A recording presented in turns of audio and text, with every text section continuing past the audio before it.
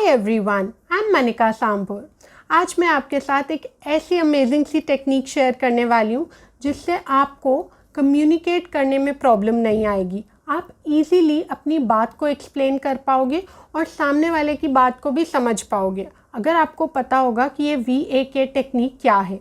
Basically I am talking about this VAK technique which stands for visual, auditory and kinaesthetic.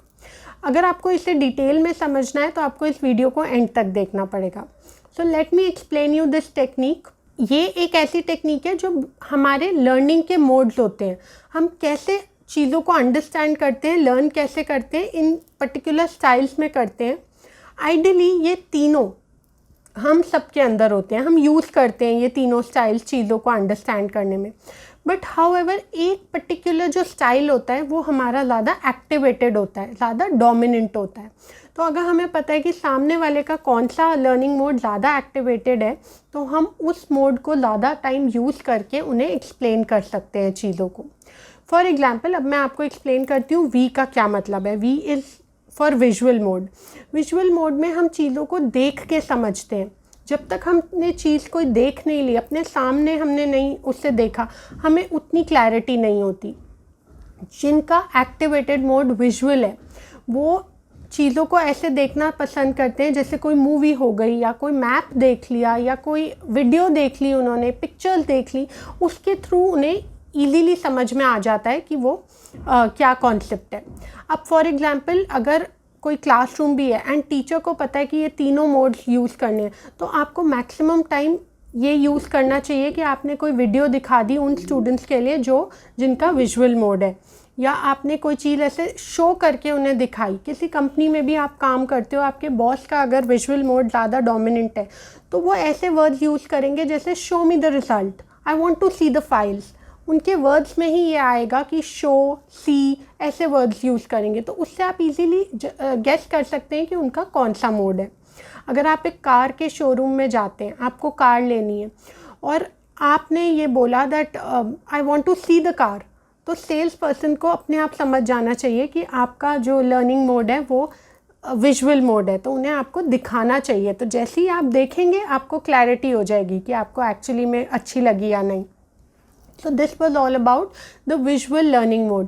अगर आपको पता है कि सामने वाले का ये वाला मोड है डोमिनेंट तो आपको मैक्सिमम टाइम इसी पर्टिकुलर स्टाइल में उनके साथ कम्युनिकेट करना चाहिए।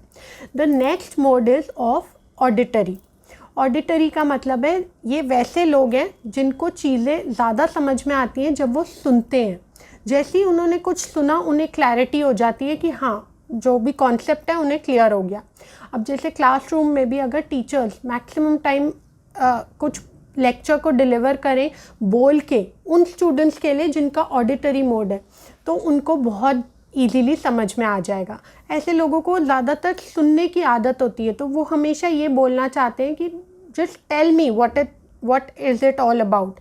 सिमिलरली अगर मैं एग्जांपल दूँ कार का ही, जो मैंने विजुअल मोड में दिया था, तो इसमें भी मैं ये बताऊंगी कि अगर आपका ऑडिटरी मोड है और आपको कोई कार लेनी है तो आपको ये वर्ड्स यूज़ करने पड़ेंगे that okay tell me more about this car. अगर आपने ये बोला और सेल्स पर्सन को पता चल गया कि आपका ऑडिटरी मोड है तो वो इजीली आपको एक्सप्लेन कर देंगे कि कार के क्या फ़ीचर्स हैं, कैसी कार है, तो आपको समझ में आ जाएगा। तो ऐसे लोगों को सुन के सेटिस्फैक्शन होती है।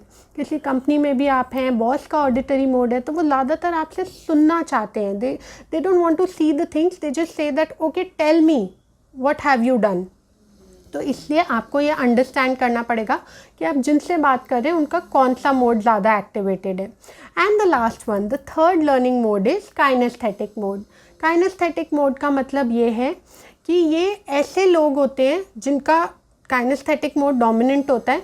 वो चीज़ों को एक्सपीरियंस करके जब वो किसी चीज़ में इंडल्ज हो जाते हैं, किसी एक्टिविटी के थ्रू चीज़ों को अंडरस्टैंड करते हैं तो वो अंडरस्टैंड कर लेते हैं ईजीली। ऐसे लोगों को चीज़ों को टच करके फील करके मज़ा आता है। जैसे फॉर एग्जांपल, जैसे कार के शोरूम में आप गए और आपका काइनेस्थेटिक मोड है तो आप चाहोगे कि आप पहले कार की टेस्ट ड्राइव ले लो। आप सीधा सेल्स पर्सन को बोलोगे let me take a test drive and then see whether I want to buy this car or not, क्योंकि आपको समझ ही तब आता है जब आप ऑब्जेक्ट्स को टच करते हो या आप पूरी तरह से अपने माइंड, अपनी बॉडी के साथ इन्वॉल्व हो जाते हो किसी काम में। तो ऐसे लोग वर्ड फील को ज़्यादा यूज़ करते हैं। They use a lot of this word feel, कि वो चाहते हैं कि वो चीज़ों को समझ पाएँ, ताकि एक्सपीरियंस कर पाएँ, ताकि उन्हें अंडरस्टैंडिंग हो जाए कि उन्हें कोई चीज़ अच्छी लगी है या नहीं। तो अगर आपको लगता है कि सामने वाले का लर्निंग मोड काइनेस्थेटिक है, तो आपको मैक्सिमम टाइम उसी पर्टिकुलर वे में उनके साथ डील करना चाहिए। आपको उनको एक्सपेरिमेंट कराना चाहिए चीज़ों को, ताकि वो अंडरस्टैंड कर पाएँ। जैसे क्लास में भी टीचर्स को स्टूडेंट्स को कोई एक्टिविटी देनी चाहिए, ताकि वो खुद से उसमें इन्वॉल्व हो जाए, पूरी तरह से इंडल्ज हो जाए और वो कॉन्सेप्ट को अंडरस्टैंड कर पाएँ। So now I have explained you all the 3 learning modes: visual, auditory and kinesthetic.